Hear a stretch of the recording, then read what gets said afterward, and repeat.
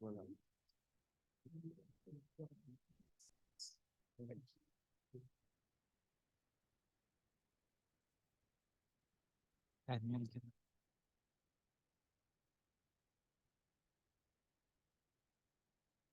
Bien, avec la place.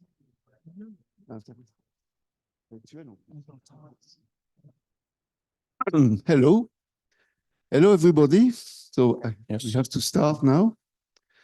Artur, Hakobyan here. I'm very pleased to have you here for this meeting.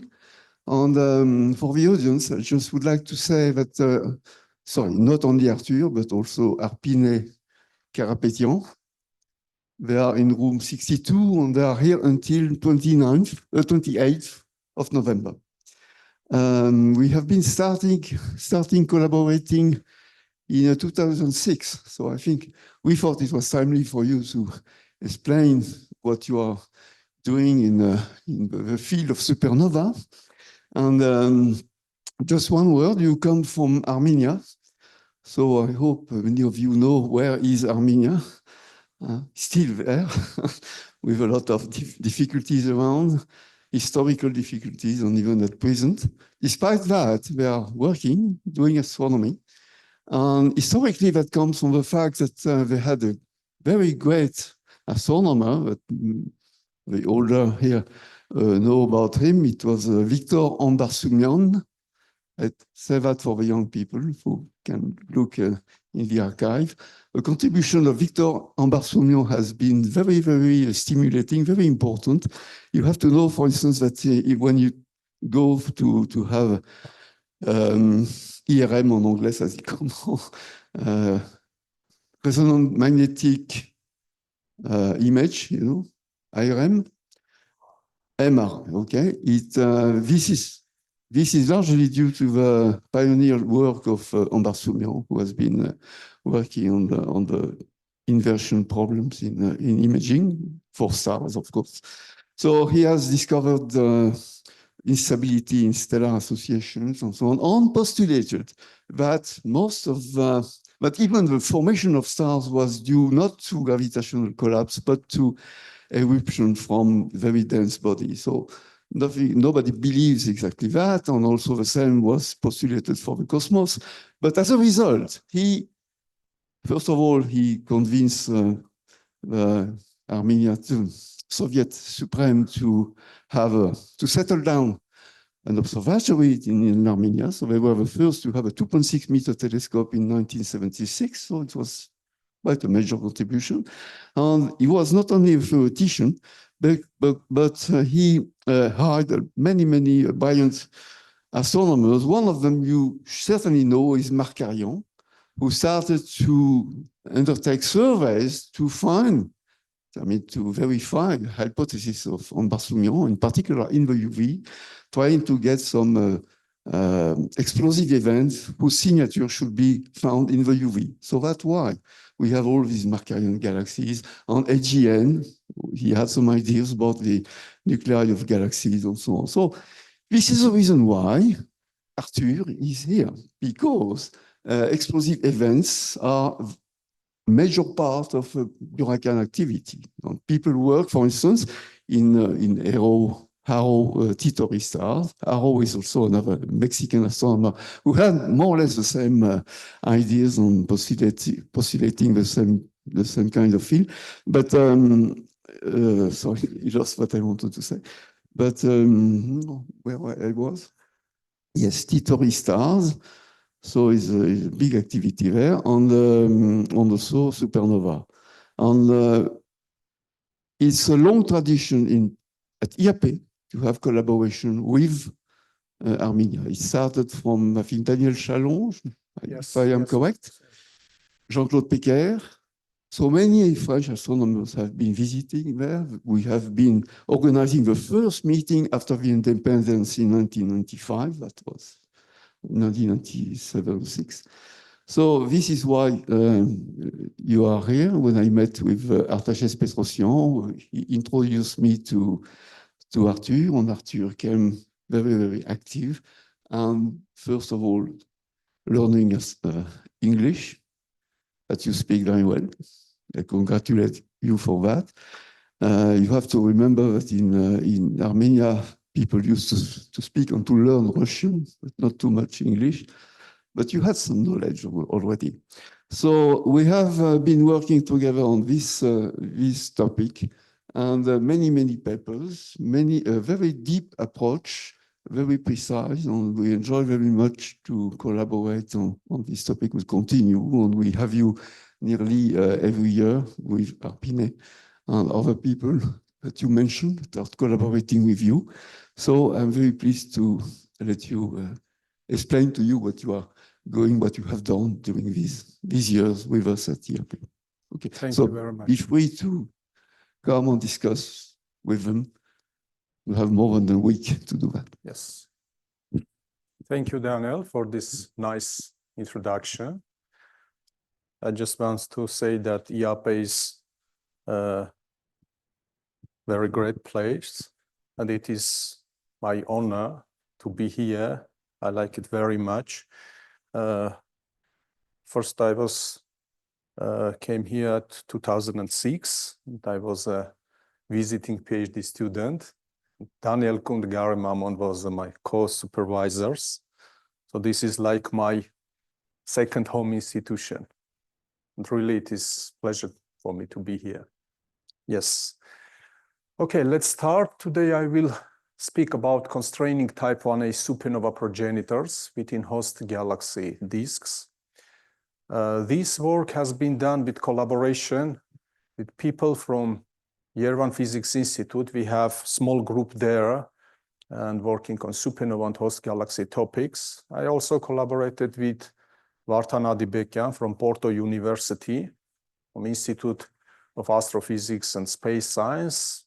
And as you already understand, with Gary Mammon and Daniel Kund from Institut d'Astrophysique de Paris. The outline of my talk will be about classification.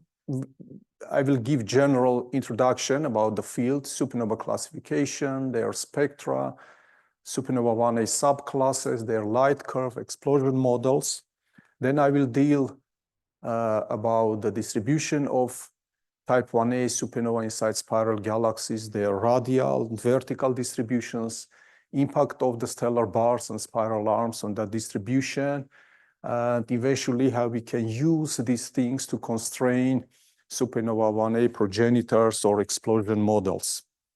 And then I will summarize with my findings and will give a little perspective for the future work. So why supernova is important? Why we study supernova? They are very much important things because they give the general understanding about nucleosynthesis, chemical composition of galaxies, and generally they help to understand the binary stellar system evolution. They are very important for cosmology as well, allowing to study expansion and geometry of the universe, nature of the dark energy, and also they can contribute to the interstellar medium and trigger star formation in galaxies and so on.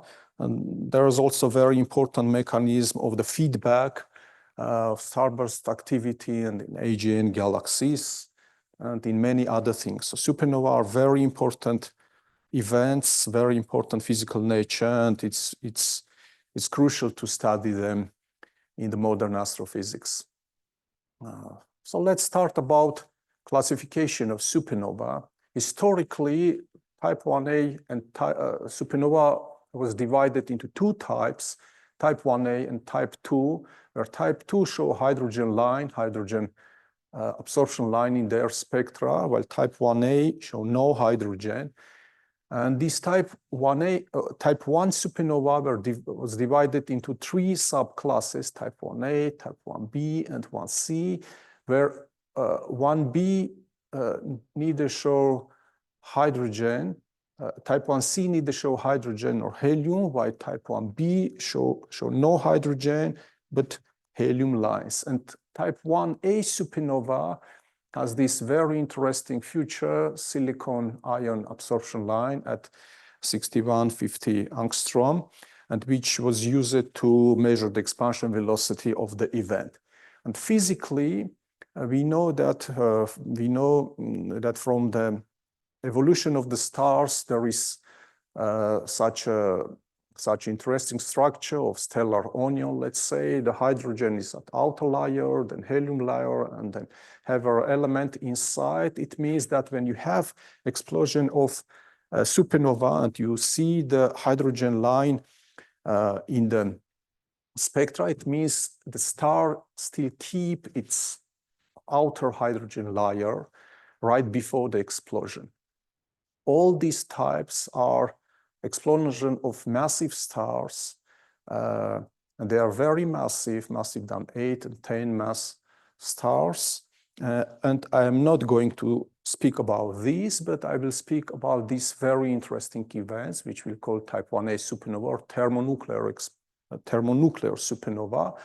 As most of you know, this is the explosion of white dwarf star. White dwarf star is inside of the white dwarf star, we have carbon-oxygen elements and the degenerate gas, the degenerate electronic gas, which is in a relativistic state. And now let's speak about subclassification of type 1a supernova. There are many subclasses of these common events. These two subclasses are very important. 91 Bg-like supernova, they are underluminous and red events, about 2 magnitude underluminous than normal supernova, while 91 T-like supernova are overluminous events and about 0.6 magnitude overluminous than normal events. Here you can see the magnitudes for the normal events. There are also another subtype, super-Chandrasekhar explosion, when you have very bright type 1a supernova and also the supernova 1a circumstellar material interaction, when in spectra you see the narrow emission lines, which is the signature of the interaction of the ejecta of supernova with the circumstellar material. And by the photometry, the light curves are very important things to characterize the supernova explosion, to the events. We divide the light curves between the shapes, so-called slow declining and fast declining events. This shape of the light curves is powered by the synthesized nickel 56 at the explosion. The peak is described by the amount of the nickel, and then this fade region, when we have decline, is described by the decay of the cobalt into the stable ferrum elements. And there is very important relation, so-called width luminosity relation. This is empirical relation which connect the peak absolute magnitude of the event with the light curve's decline rate. To describe the light curve decline rate, there's another important parameter, this delta M15 parameter, which is the measurement of the brightness at the peak and 15 days later. And this level, this magnitude, will give the understanding how fast the supernova light curve decline. And this general things here that less luminous events have fast declining light curves, while more luminous events show slow declining light curves. This is a famous Phillips relation. And using this relation, cosmologists standardized supernova and used them as a props to measure the distance in the universe. But here we have very interesting supernova subtypes as underluminous and superluminous events, which are not located on the Phillips relation. This is very interesting to explain the nature of such events. A physical explanation of this behavior is the following. More luminous objects will have more nickel 56, which create more line opacity, which is increasing the diffusion time in the ejecta, and that's why you have broad light curve. And the same thing is opposite. Low nickel mass will create small line opacity and quickly evolving light curves.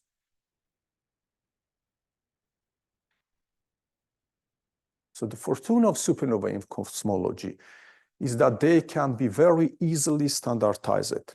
But there are many other extreme cases and outliers in the supernova 1A population, and their progenitors, the progenitor star, are still elusive.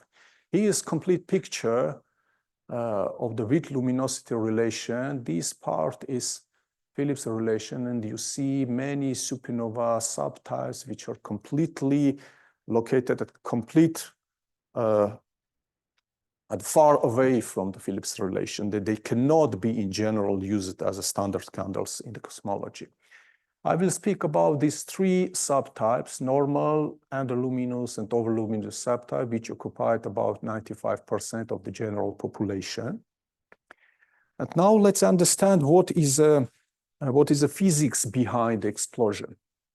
As you know that white dwarf stars, CO white dwarf stars, have so-called Chandrasekhar mass limit, and if the star gain mass from companion star and it increase its mass and reach the Chandrasekhar limit, the degenerate pressure of the star cannot compensate the gravity, and you have collapse and explosion of CO white dwarf. How this CO white dwarf originated in the stellar part, it's very easy to understand.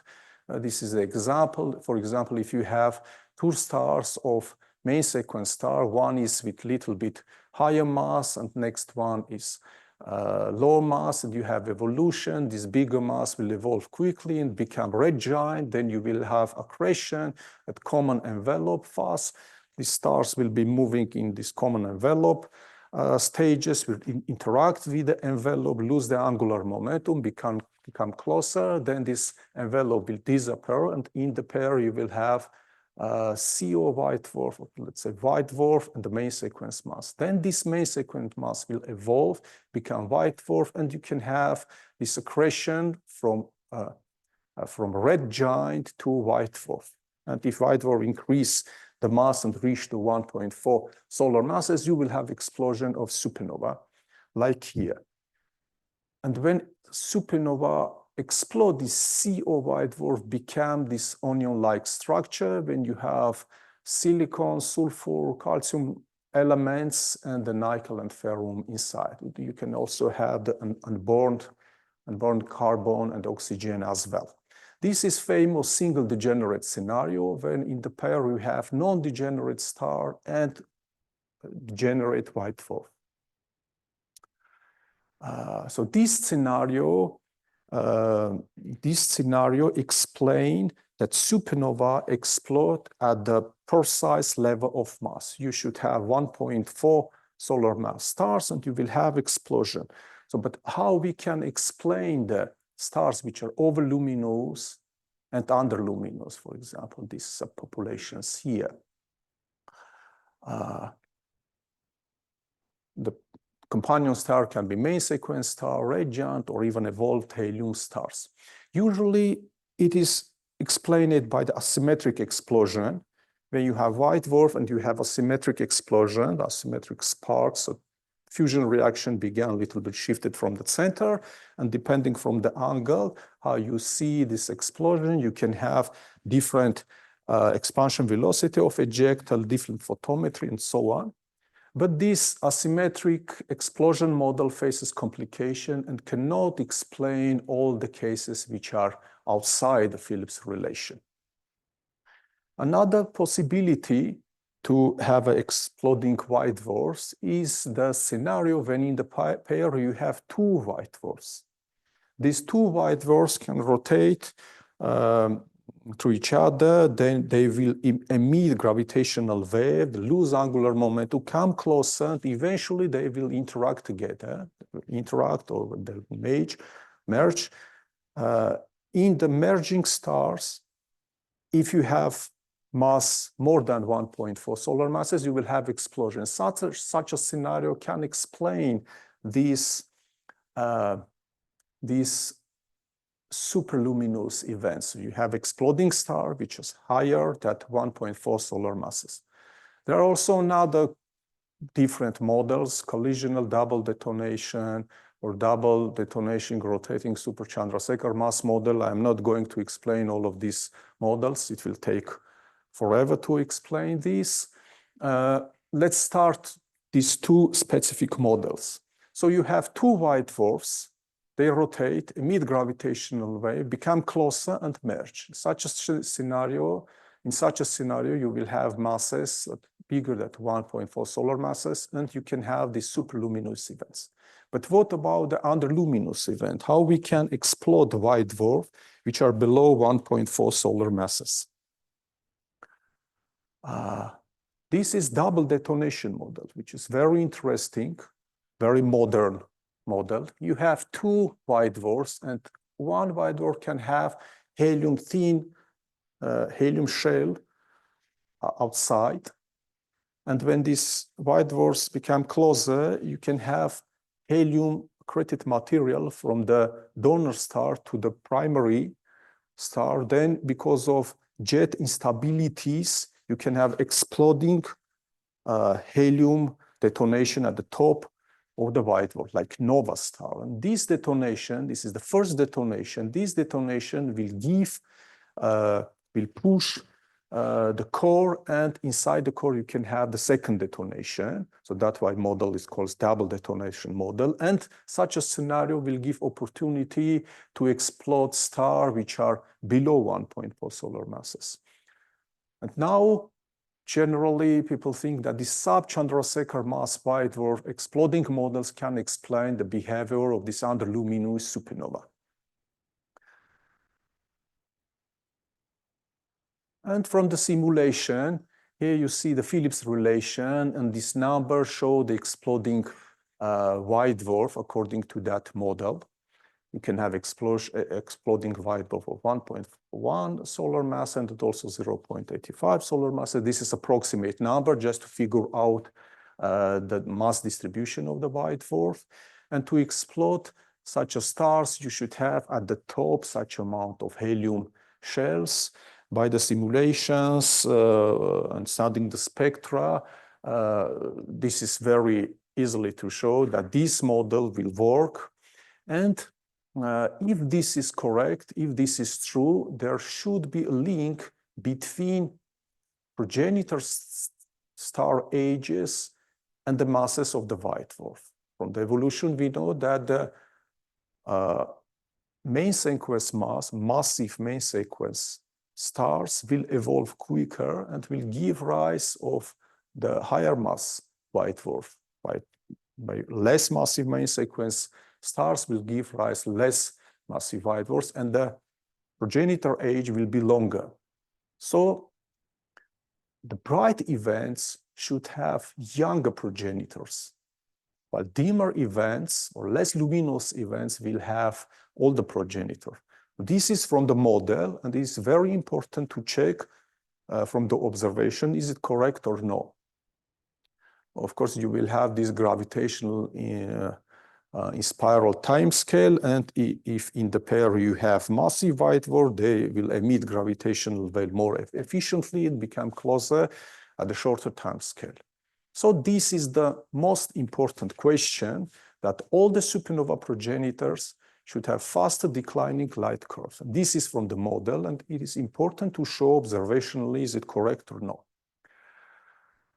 So we could check the potential correlation between these parameters using supernova local or global host properties, age indicators, and the light curve decline. And the problem is to find appropriate stellar population age indicators. All of the study, most of the study in the field was done using spectra and photometry of the global host galaxies and the local environment. But we take another direction and start to find the dynamical age constraints. And we never use the spectroscopy and photometry in this study and only look at the dynamical age constraint. I will explain what is this. To understand, let me introduce how supernova distributed, type 1a supernova distributed inside galaxies, inside spiral galaxies. You have this simple structure, bulge, disk, thin and thick disk, and you have halo. Supernova distributed everywhere. You can find 1a supernova inside halo, inside bulge, inside disk. And when you see the galaxy from the face-on perspective, you can find them on the arm or between the arm. So they are everywhere. But 91% of the populations comes from the disk. So most of them, vast majority of type 1a supernova is located in the disk of spiral galaxies, if we speak about spiral galaxies. So therefore, important to understand the impact of stellar bars and spiral arms onto the distribution of supernova 1a. And is it possible to constrain the progenitors using somehow the age indicators from dynamics?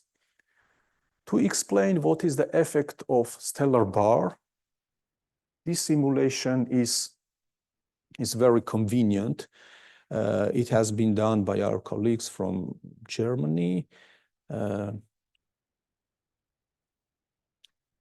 here you can see the simulation of spiral galaxies. Here you have stars, here you have gas, different rotation speed and different mass of the disk and so on. And here the evolution in gigayears at the time. So you see that bar grows and start to interact with hydrogen gas inside the disk. You start to heat gas, spill out from this region, and it creates somehow the central hole, let's say, where there is no star formation at all.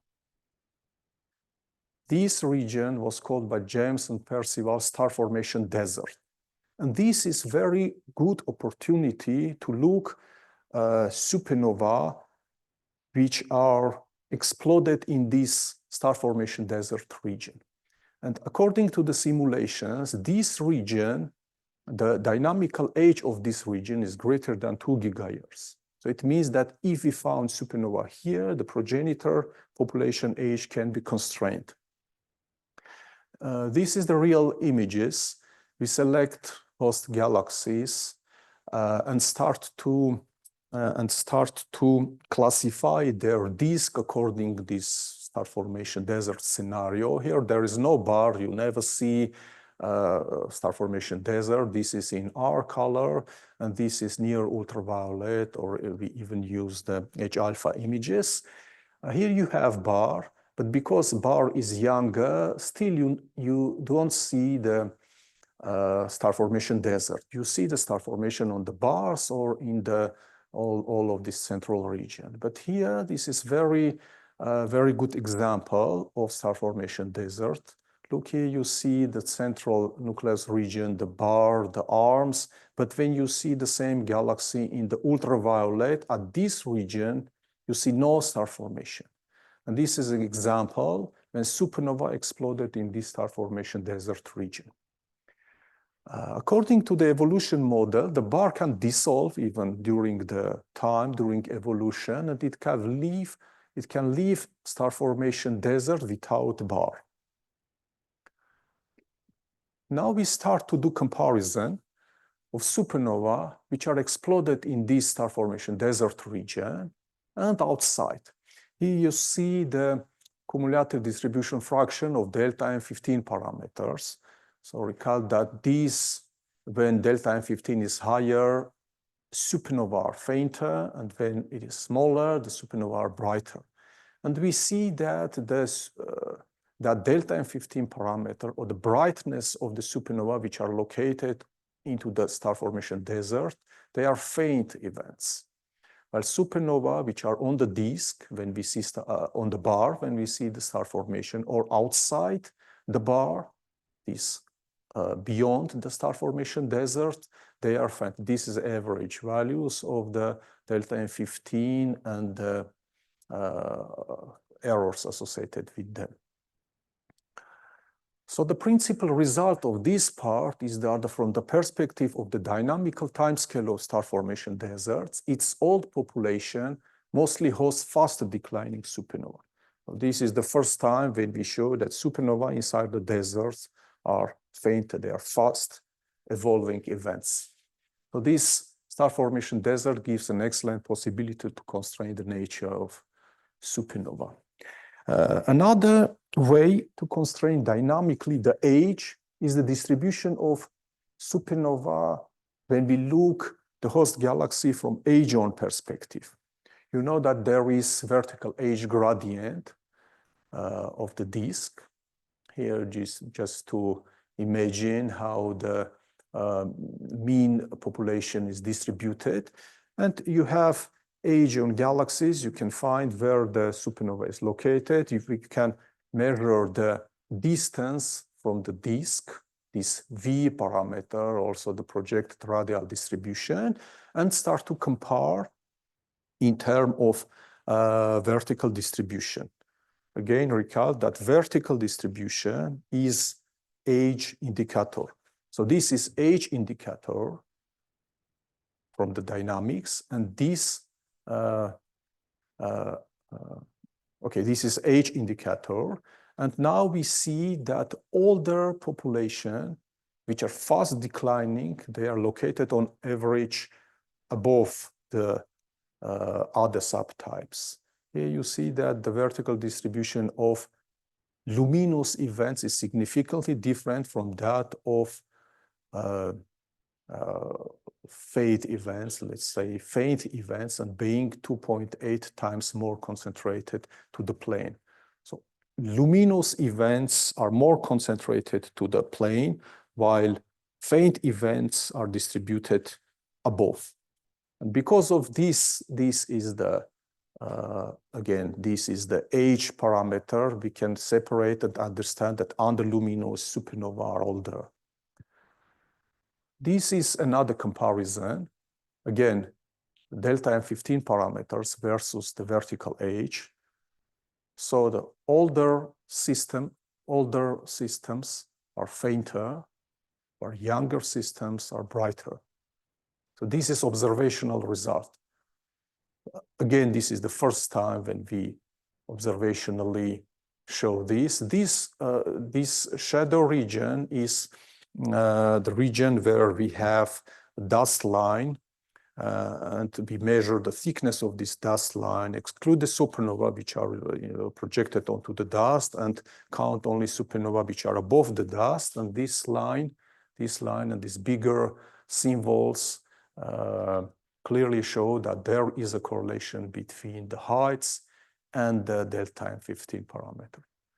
Again, recall that this delta M15 comes from observation of the supernova, and according to the model, this is the age indicator, while the heights comes from the observation of the host galaxies, and according to the dynamics, this vertical height is also the age indicator. And we check, really, there is a correlation between these two parameters.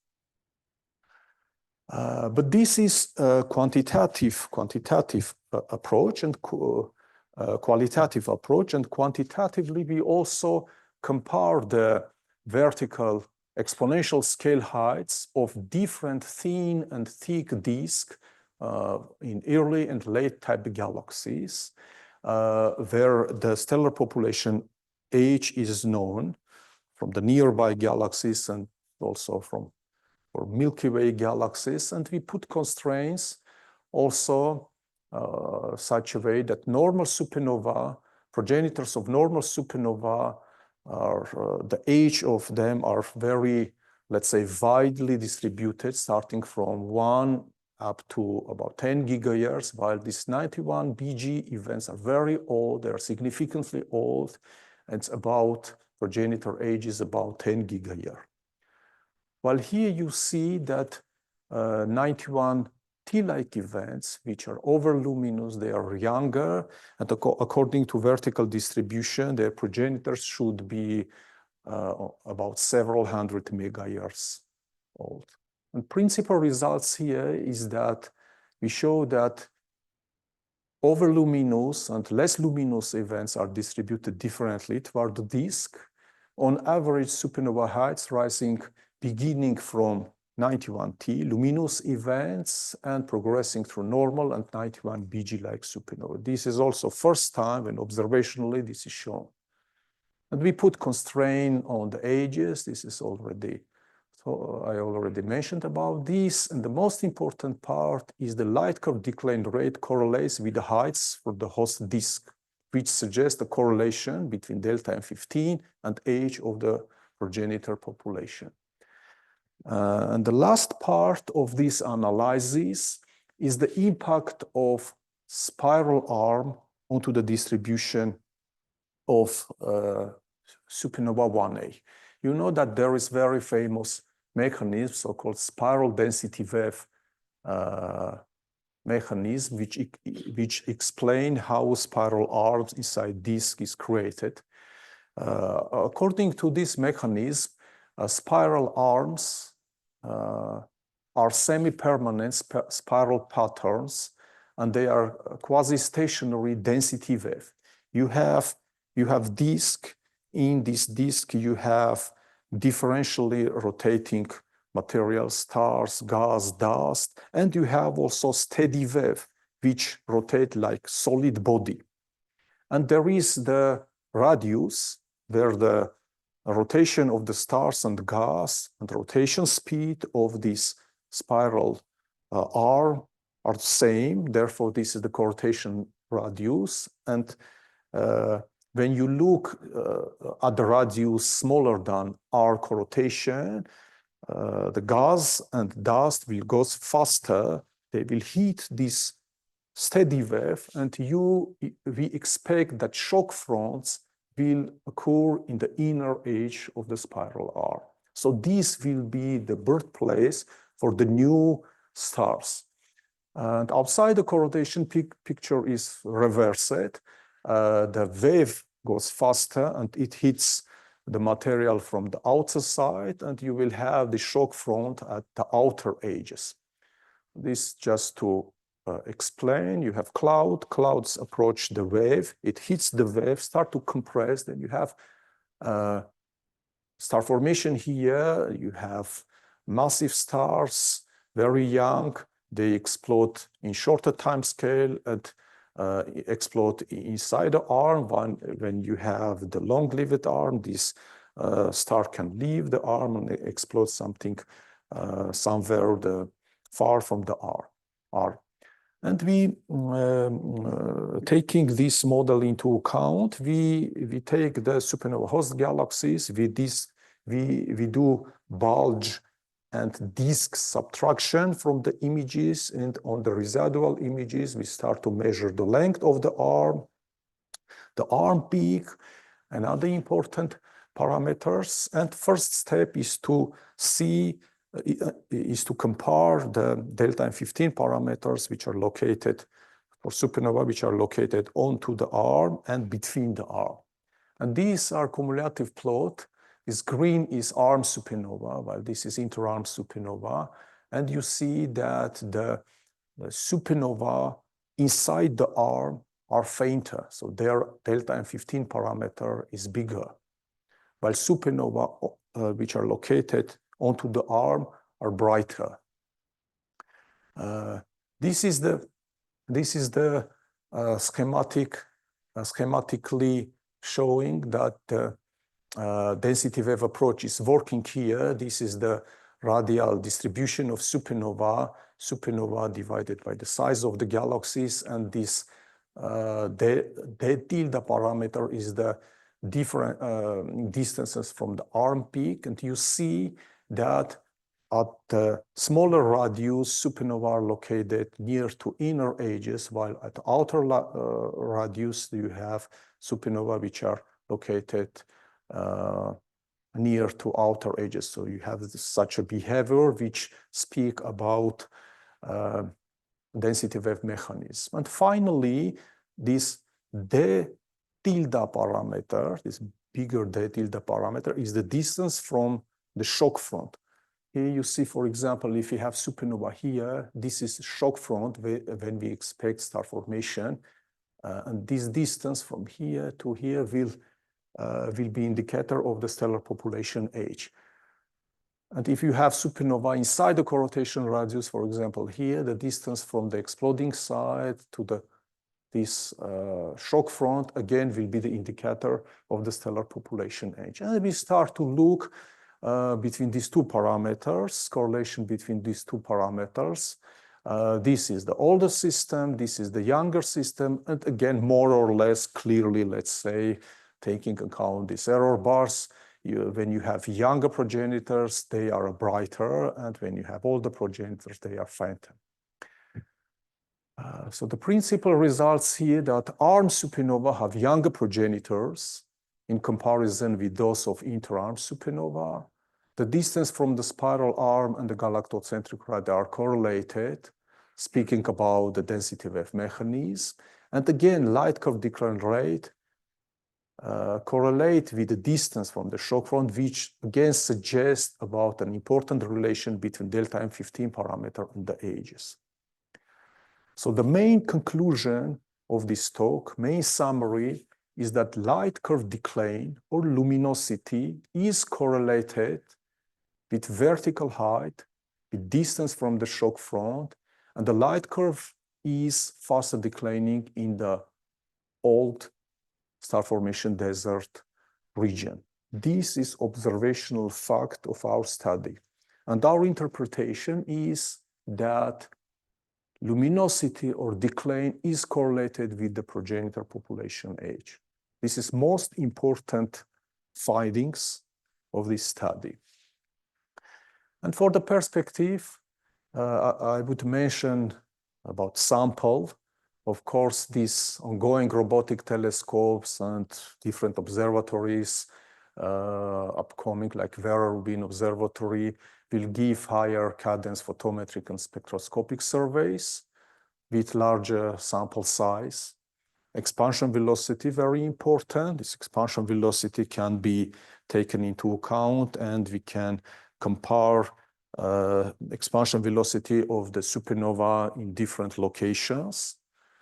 Integral field observations will be very important to use this mechanism of density wave and the star formation deserts, especially resolved data of metallicity, star formation, and stellar kinematics.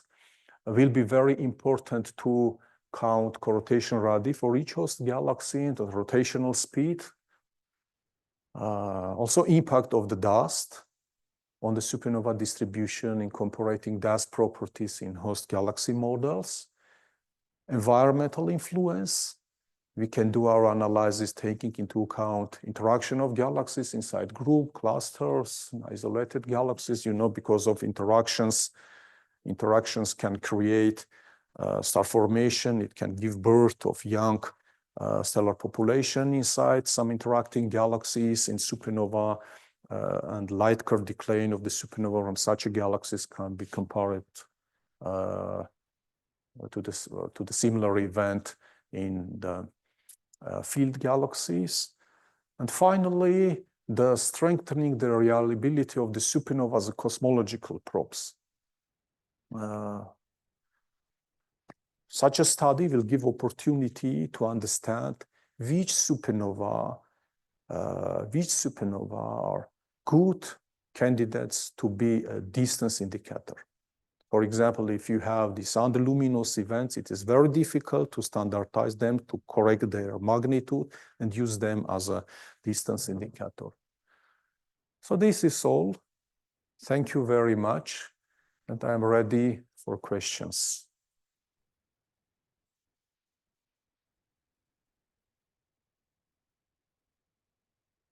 Thank you very much. It was very clear, and we understand that you have obtained very new, interesting results. So now, before asking my own questions, I ask the audience whether you have any question on that. Yes. When you make the correlation between the decline rate and the age of the supernova with respect to the plane of the disk. How do you measure the heights? Because you need to measure the inclination angle of the disk with respect to, say, the plane of the sky, something like that. Very in good nearly Hadron galaxies. Very good question.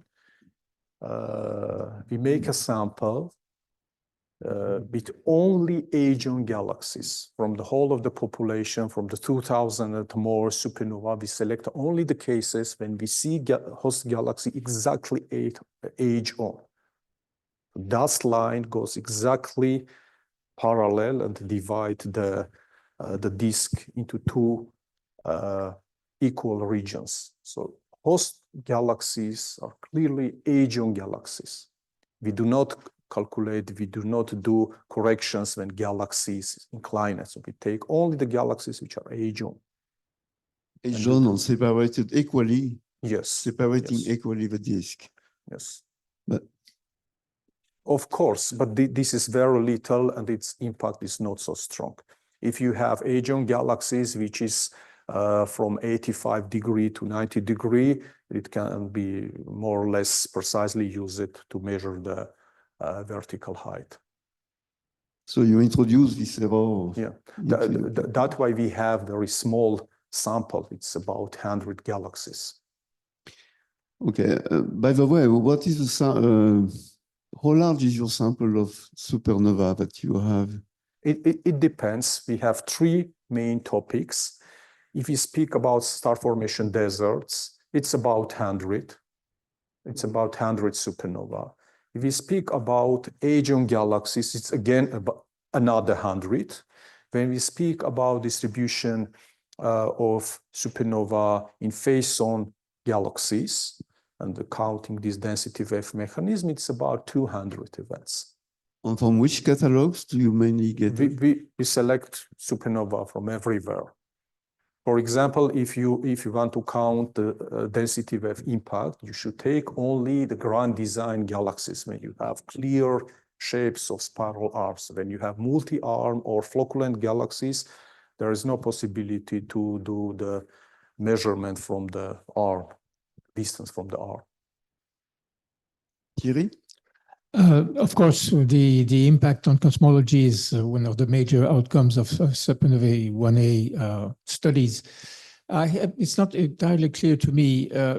These galaxies must be nearby galaxies. Yes. You didn't mention the redshift, but the cosmological impact is really starting to show up at more distant galaxies. So why do you conclude from your study that this is strengthening the reliability? I would have thought that it may question or it brings something additional, but on a very small range in redshift about this question. So could you elaborate on why you say it strengthens the reliability? Because you're not covering the same redshift range. Yeah.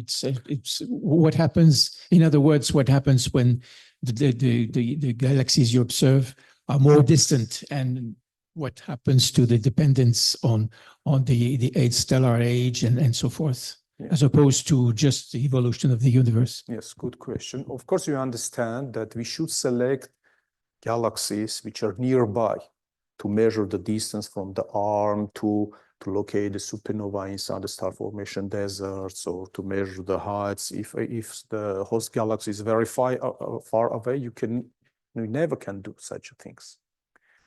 But for example, if you take the normal events, normal supernova, which are generally used in cosmology, you have this distribution of the light curve. You have fast declining and slow declining events. According to this study, we showed that fast declining events generally comes from the older population. So in cosmological study, you also have such a population which comes from the higher Z. So you should take into account that there is an age-dependent effect. If you narrow the supernova, your normal supernova, to only a slow declining event, it means you take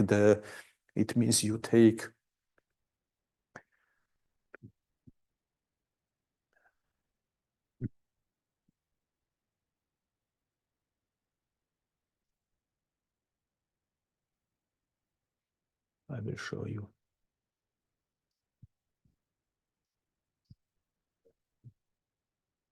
What is this? Okay. Cannot change the sliders. Okay, let me connect again.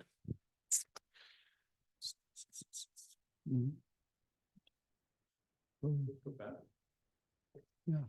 Okay.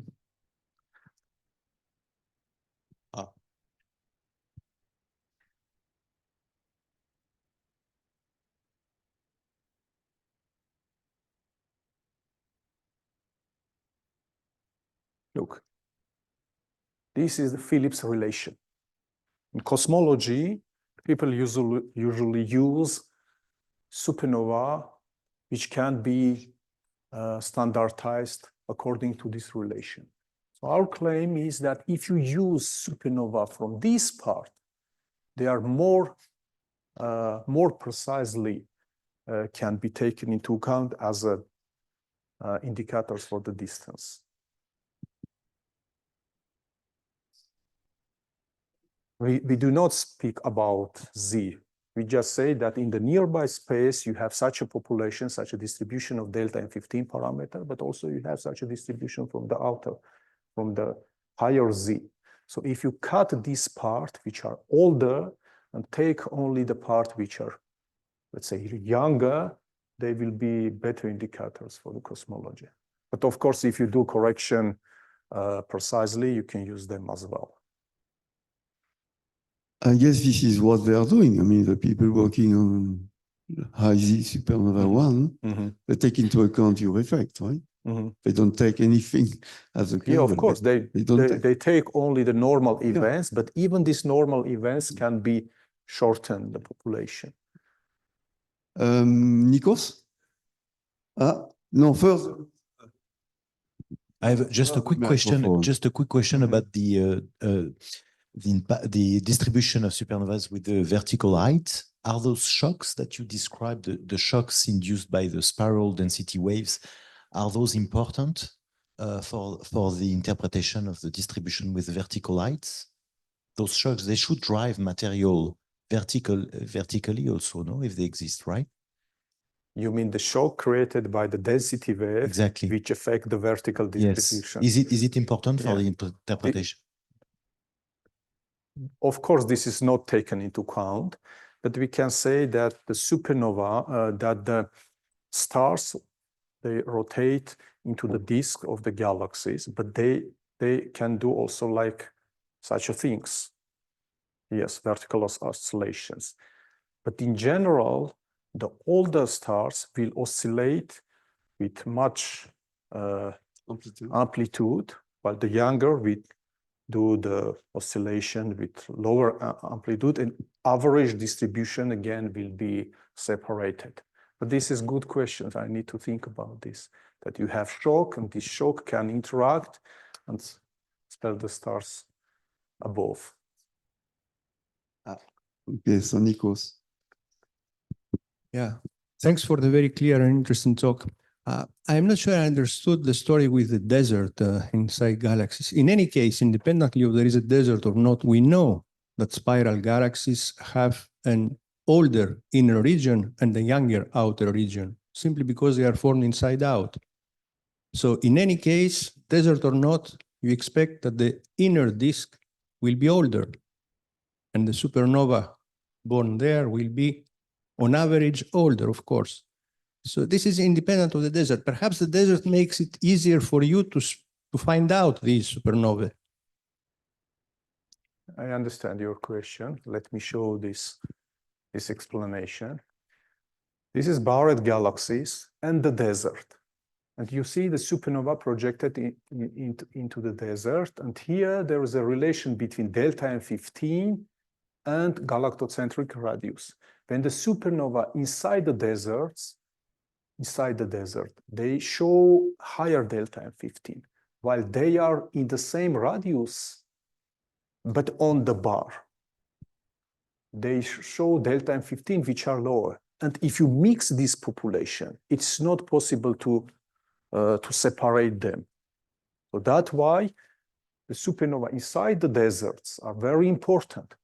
But in general, you're of course right. We know that there is age gradient from the center to the peripheral region. But this separation, for example, at the same radius, you see supernova here and you see here.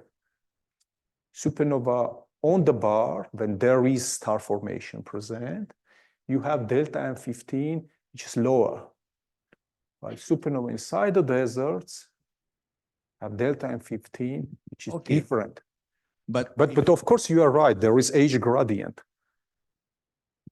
But can you determine the ages then? How can you determine? You mean the age of the star formation desert? Give some average age from the gradient. You observe a gradient, of course, of those delay times. Of those delta M across the radius. So can this help to determine the ages of the progenitors in a statistical sense? For example, if you take the age gradient inside spiral galaxies, the delta of age starting from the central region to the peripheric, it's very narrow. It's about 2 gigayear. So it is not possible to precisely separate the ages because there are a lot of different population on the superposition and you have these mixed shapes. When you have star formation desert, it gives possibility to take only the older systems. And the age of this desert region calculated from the simulation and from the environmental analysis as well. So this population here is greater than 2 gigayear. This is the main point that we take supernova here and claim that the... Okay, thank you. But this is from simulations, this age determination. The age determination of the desert is from the simulation and also from the analysis, from the spectroscopic analysis of the environment of the desert. But this is not our work, we cite to the other works. Okay, thank you. Thank you for the nice talk. I just wonder if is there a reason you prefer age gradient rather than metallicity gradient for the differential luminosity? This is a good question. Metallicity differences is also very important. But when you look the metallicity differences or metallicity oscillations on the arm or between arm on the star formation desert, the differences in metallicity is very small and it cannot explain the differences in brightness or in delta M15 parameter. Of course, you are right, metallicity is also important. That's why in the perspective, I mentioned that if you have the integral field unit observations, you have not only the age, but also the metallicity. And we can connect the metallicity and this delta M15. Okay, thank you. Is there any more questions? Yeah, Alain? Would you repeat what is the proportion of supernovae coming from merging white dwarf compared to normal supernova? And how sure you can distinguish between the two types and I suppose exclude them from cosmological samples? It's very difficult to answer to this question. You mean supernova, which comes from single degenerate model? Yeah. When you have main sequence star and single white dwarf, and supernova, which comes from double degenerate system. So your question is it's very difficult to answer to that question. Now, say for the cosmological samples, if you merge completely different objects. Yeah, but we do see supernova which are overluminous, which are superluminous, and the single degenerate event, single degenerate channel cannot explain such explosion. You should have much more Nickel 56. But to answer to your question, the probability inside the universe, it's difficult for me. I cannot answer, but probably we can look in the literature. But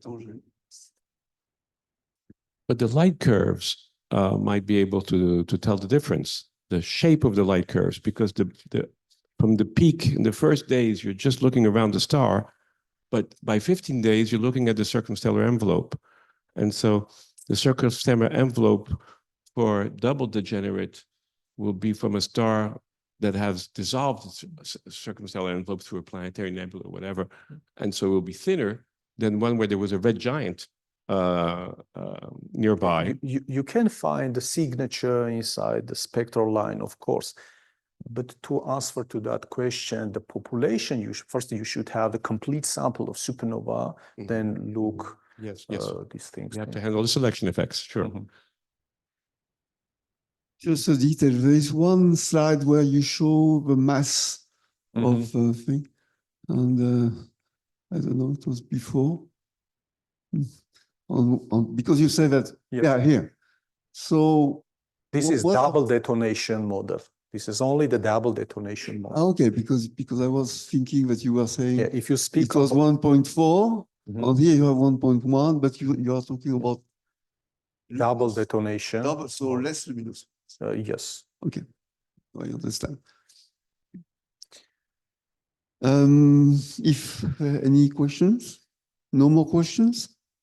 So thank you very much, Artur. Thank you. It was very good, very nice. And again, you can continue this discussion with Arpinet and Artur for one more week. Yeah.